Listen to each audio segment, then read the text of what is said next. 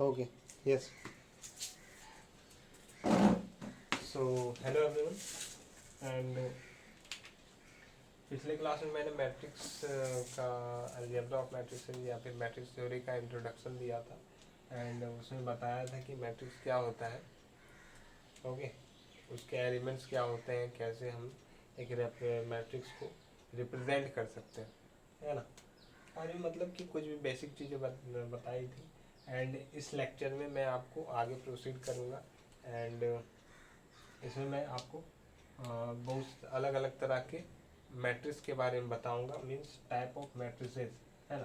तो जितने टाइप के मैट्रिक्स होते हैं उसको मैं आज आपको बताने वाला हूँ। तो चलिए शुरू करते हैं एंड हेलो यस। तो मैं आज आपको क्या बताने वाला हूँ, टाइप्स ऑफ मैट्रिसेस के बारे में, टाइप्स ऑफ मैट्रिसेस के बारे में। ये ओके। तो मैं आपको शुरू करता हूँ बताने से पहले एक बार मैं अपना कैमरा चेक कर लेता हूँ।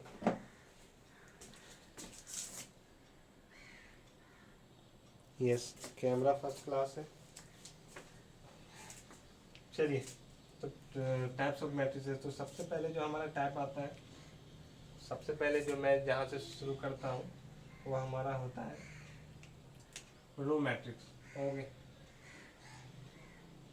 रो मैट्रिक्स। ये रो मैट्रिक्स क्या होता है, तो देखिए कोई भी मैट्रिक्स जिसमें एक ही रो, है ना, कॉलम जितने भी हो सकते हैं, बट जो हमारा मैट्रिक्स रो मैट्रिक्स होता है उसमें मैट्रिक्स, उस मैट्रिक्स में रो कितने होंगे, वो एक ही होंगे। और इस मैट्रिक्स को हम लोग रो वेक्टर भी बोलते हैं। ओके, इस मैट्रिक्स को हम लोग रो वेक्टर भी बोलते हैं। तो चलिए सबसे पहले जान लेते हैं कि रो मैट्रिक्स होता क्या है।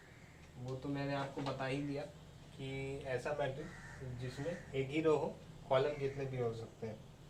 तो मैट्रिक्स, इसको हम लोग बोल सकते हैं matrix having only one row. Okay, one row is called row matrix, है ना। और इसको हम लोग ऐसे भी, और नीचे हम लोग एक नोट के तौर पर ऐसे भी लिख सकते हैं, row matrix is also called as row vector. It is, है ना।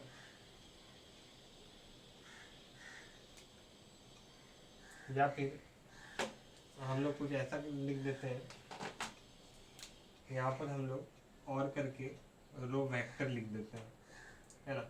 एक ही चीज़ है, मीन्स रो मैट्रिक्स को हम लोग रो वेक्टर भी बोलते हैं। यस, तो matrix having only one row is called row matrix और रो वेक्टर। ज़्यादा हम लोग यही यूज़ करेंगे, मैट्रिक्स पढ़ रहे हैं तो हम लोग ये यूज़ करेंगे, इसको बहुत कम यूज़ करेंगे। चलिए, तो रो वेक्टर रो मैट्रिक्स तो आप लोग समझ गए।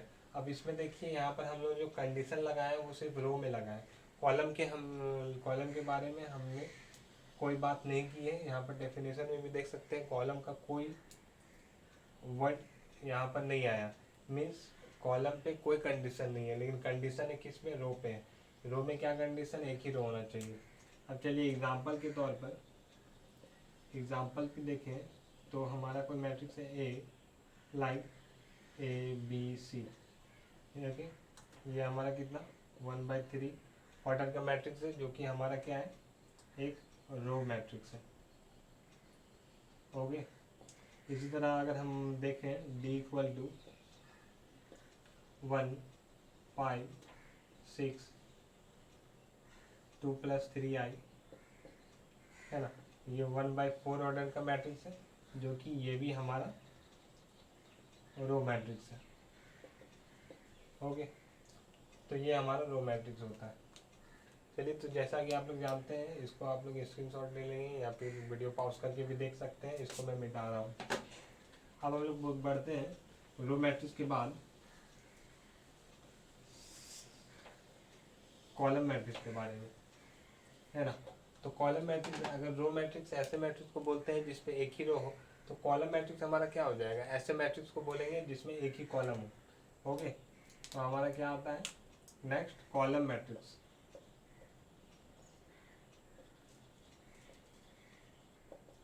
नेक्स्ट हमारा क्या आता है column matrix.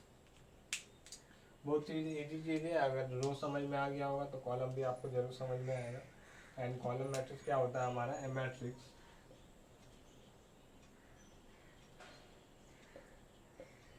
having only one column is called column matrix।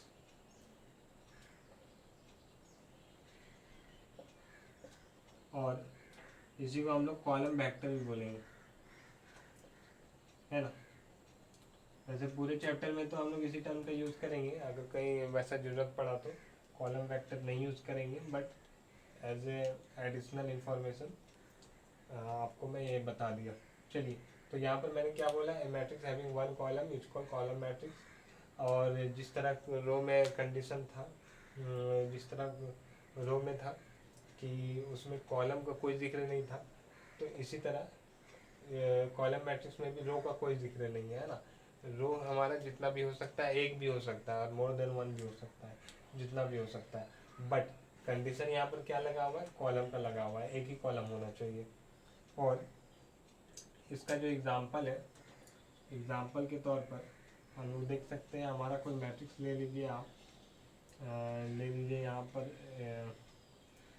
5 4 3, this is our 3x1 order of matrix. ये हमारा क्या है, एक कॉलम मैट्रिक्स है।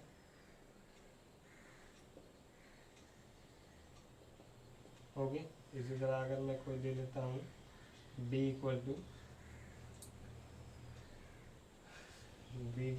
a e i o u। Okay, this is our 5x1 order matrix of 5x1 order, and this is our also, this is also column matrix. Okay, तो ये हमारा column matrix होता है। ओके, नाउ अब हम लोग आगे चलते हैं और आगे हम लोग देखेंगे स्क्वायर मैट्रिक्स के बारे में। तो इसको आप लोग जो भी करना है कर लीजिए, और मैं बिठाता हूँ इसको।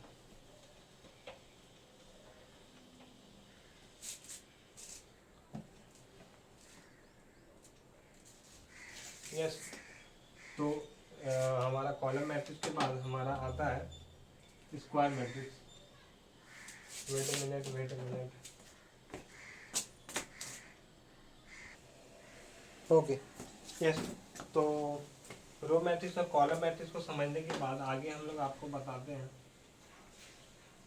आगे हम लोग स्क्वायर मैट्रिक्स के बारे में जानते हैं। ओके, क्या स्क्वायर मैट्रिक्स,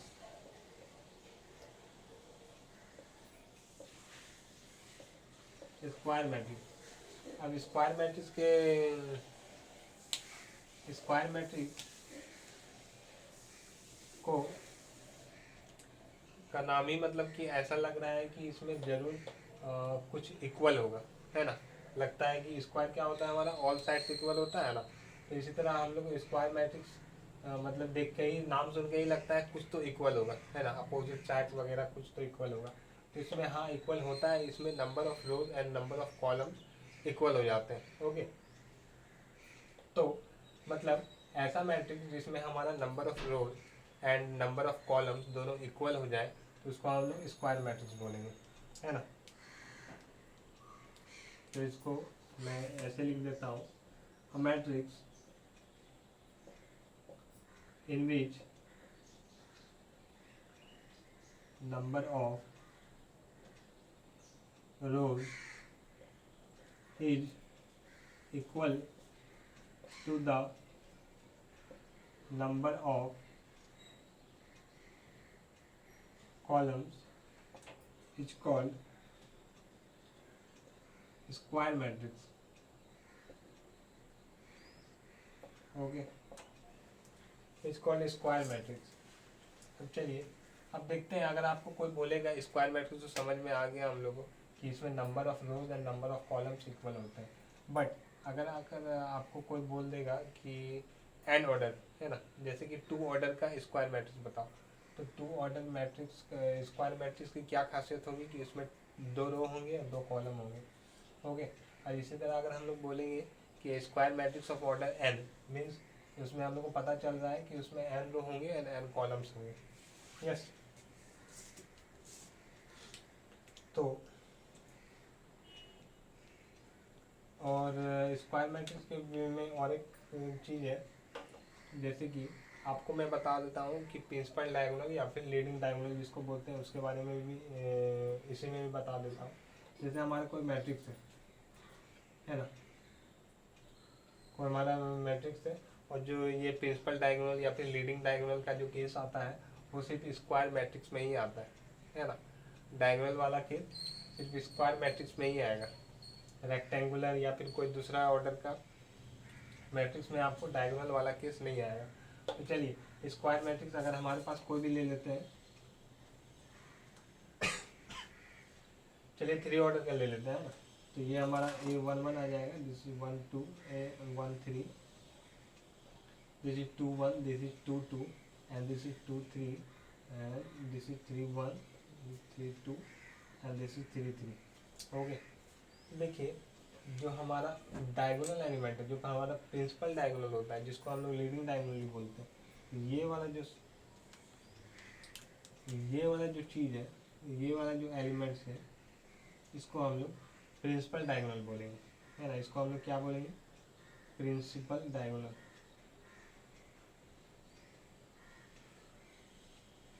या फिर इसको हम लोग लीडिंग डायगोनल भी बोलेंगे, और इसको हम लोग क्या बोलते हैं, लीडिंग डायगोनल भी बोलते हैं, लीडिंग डायगोनल भी बोलते हैं। अब देखिए प्रिंसिपल डायगोनल या फिर लीडिंग डायगोनल में एक खास चीज़ है, ये वाला प्रिंसिपल नहीं है, इसमें ये वाला प्रिंसिपल है। ओके, मुझसे बहुत मिस्टेक होता है ये चीज़, खैर। तो ये वाला प्रिंसिपल है, तो प्रिंसिपल डायगोनल या फिर इसको लीडिंग डायगोनल भी बोलते हैं। चलिए, तो इसमें एक खास चीज़ ये है कि प्रिंसिपल डायगोनल में क्या जो हमारा होता है, प्रिंसिपल डायगोनल हमारा वैसे एलिमेंट होते हैं जिसमें आई इक्वल टू जे होता है ना। आई जे हमें आपको बताया था कि कोई भी एलिमेंट को हम लोग यहाँ पर ऐसे डिनोट करते हैं, यहाँ पर फर्स्ट जो हमारा नंबर होता है ये हमारा रो को रिप्रेजेंट करता है, एंड जो सेकंड नंबर होता है वो हमारा कॉलम को रिप्रेजेंट करता है। ओके, तो जो डायगोनल एलिमेंट होते हैं उसमें आई इक्वल टू जे होता है ना। Means number of row equal to number of columns होता है ना। देखिए यहाँ पर देखिए A11 A22 A33, तो ये ऑब्जर्व करने वाली चीज़ है, ये शायद आपको बुक में नहीं मिलेगा, बट ये एक ऑब्जर्व करने वाली चीज़ है कि जो हमारा 11 A11 A12 A22 A33 ये सारे जो एलिमेंट होंगे वो हमारे हमारे हमेशा हमारा प्रिंसिपल डायगोनल के एलिमेंट होंगे, लीडिंग डायगोनल के भी एलिमेंट बोल सकते हैं हम इसको। मीन्स AII AJJ है ना, AKK, जो इस टाइप के एलिमेंट होंगे वो हमेशा हमारा प्रिंसिपल डायगोनल के एलिमेंट होंगे। चलिए ठीक है, अब चलिए मैं एक एग्जांपल दे देता हूँ, ये तो मैं आपको बता दिया स्क्वायर मैट्रिक्स होता क्या है, बट एक एग्जांपल देना चाहिए मुझे। एग्जांपल, ब्लैक पेन का है, ब्लैक मार्कर। हाँ, एग्जांपल के तौर पर आप ये लिख सकते हैं, this is A plus IB है ना 2 4, दिस इज 3 एंड 7, कुछ भी ले लीजिए, C plus ID 9 6 and this is again D plus, यहाँ पर माइनस कर देता हूँ IF। तो ये हमारा 3/3 ऑर्डर का है, तो this is our square matrix. इसको भी हम लोग स्क्वायर मैट्रिक्स बोल सकते हैं, क्यों बोल सकते हैं, क्योंकि यहाँ पर number of rows equal to number of columns. Yes, जिसमें से हमारा डायगोनल एलिमेंट क्या है, जिसमें से डायगोनल एलिमेंट हमारा a प्लस आई बी है, c प्लस आई डी है, d माइनस आई एफ है। तो ये हमारा स्क्वायर मैट्रिक्स हो गया। अब बात करते हैं हम लोग डायगोनल मैट्रिक्स के बारे में।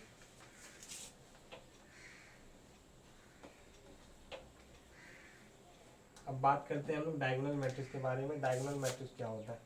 ओके, क्या होता है हमारा डायगोनल मैट्रिक्स? क्या होता है? What is diagonal matrix? तो डायगोनल मैट्रिक्स ये होता है, डायगोनल मैट्रिक्स में हमारा क्या होता है,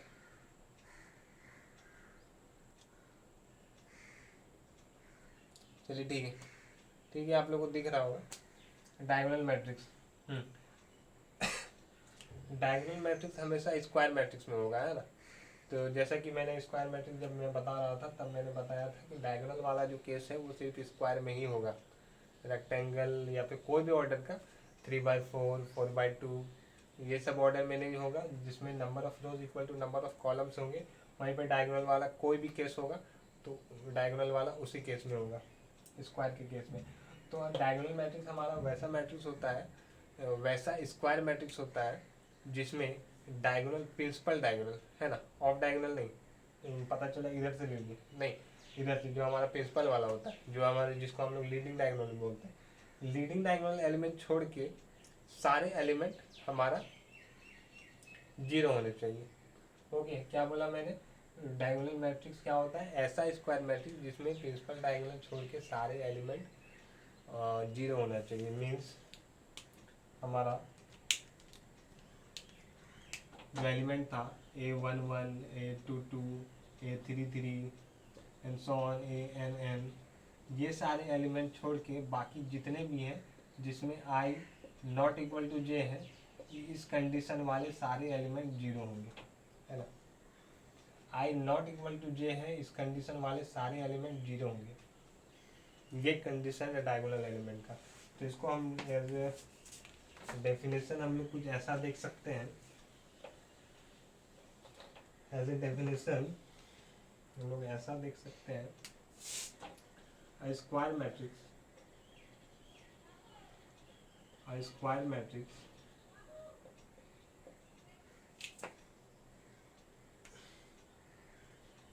इसको हम ऐसे रिप्रेजेंट भी कर सकते हैं AIJ n/n, है ना। ये हमारा स्क्वायर मैट्रिक्स का रिप्रेजेंटेशन है, n/n ऑर्डर, फर्स्ट क्लास में मैंने बताया था। इसको diagonal matrix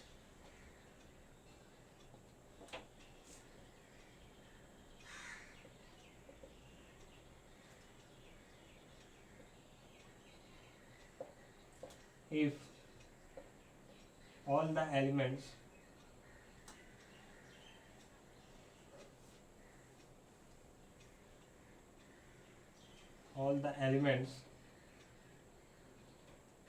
except those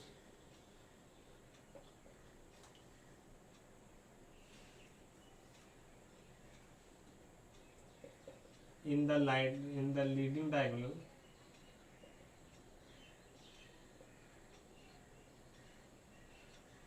are zero। Okay, are zero. तो क्या बोला मैंने? मैट्रिक्स स्क्वायर मैट्रिक्स, ये स्क्वायर मैट्रिक्स का रिप्रेजेंटेशन है, is called diagonal matrix. All the elements, कौन सा? ऑल द एलिमेंट्स, सारे के सारे element except those in the leading diagonal. कहाँ छोड़ के? लीडिंग डायगोनल के एलिमेंट छोड़ के क्या होना चाहिए? जीरो होना चाहिए, है ना। तो इसको हम लोग स्क्वायर डायगोनल मैट्रिक्स बोलेंगे। और इसको हम लोग ऐसे भी लिख सकते हैं, that is AIJ equal to zero for all, उसको हम लोग फॉर ऑल बोलते हैं, या फिर मैं पूरा ही लिख देता हूँ, for all I not equal to J, है ना। जहाँ जहाँ I not equal to J होगा वहाँ पर AIJ इक्वल टू जीरो होगा। तो ये हमारा डायगोनल मैट्रिक्स हो जाता है ना। अब देखिए डायगोनल मैट्रिक्स को, जैसे कि हमारे पास कोई डायगोनल मैट्रिक्स है, तो ये चीज़ तो आप लोग समझ गए ना, इसको मैं मिटा देता हूँ।